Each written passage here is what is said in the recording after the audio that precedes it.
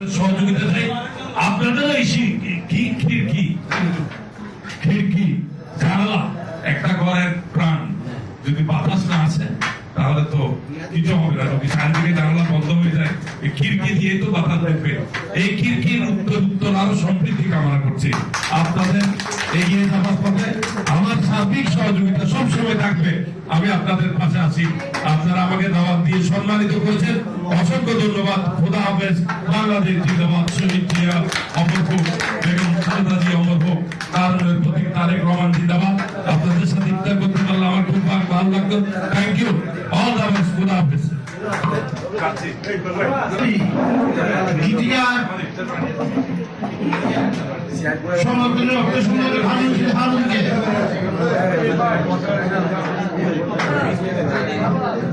এই অবস্থায় আমি বক্তব্য দেওয়ার জন্য অনুরোধ যাচ্ছি খিড়কি সংগঠনের সম্মানিত সাধারণ সম্পাদক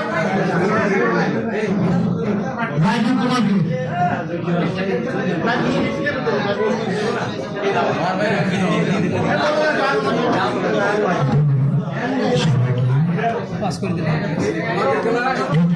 নিয়ে খিড়কি সংগঠন এবারও পবিত্র মাহে রমজান মাসে আজকে ইফতারের আয়োজন করেছে। এর আগেও আমরা কিন্তু অনেকগুলো অনুষ্ঠান করেছি। কিছুদিন আগে আমরা শিল্পকলা একাডেমিতে মাননীয় মেয়র মহোদয়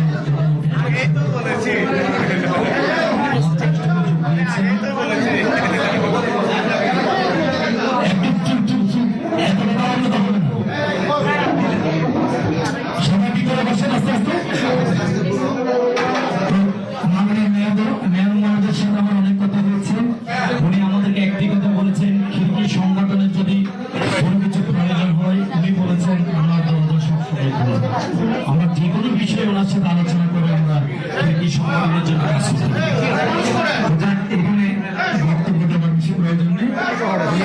সবাইকে অভিনন্দন জানিয়ে আমার বিশেষ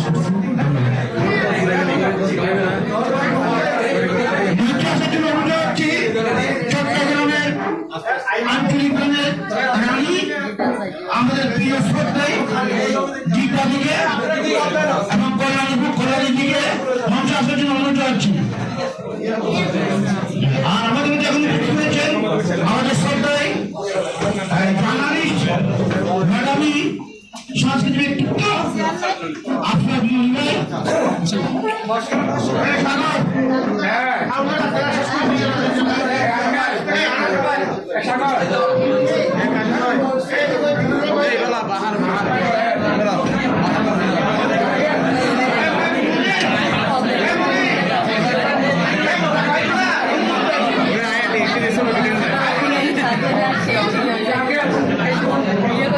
আমাদের মাঝে বলতে পেরেছেন এখন আমাদের চট্টগ্রামের কণ্ঠশিল্পী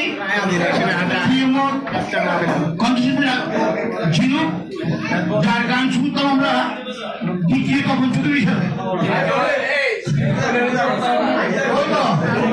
আমাদের মাঝে উপস্থিত আছেন চট্টগ্রামের আঞ্চলিক গানের রানী কল্যাণী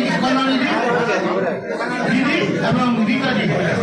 এই বক্তব্য পরিবারী সংগঠনের সম্মানিত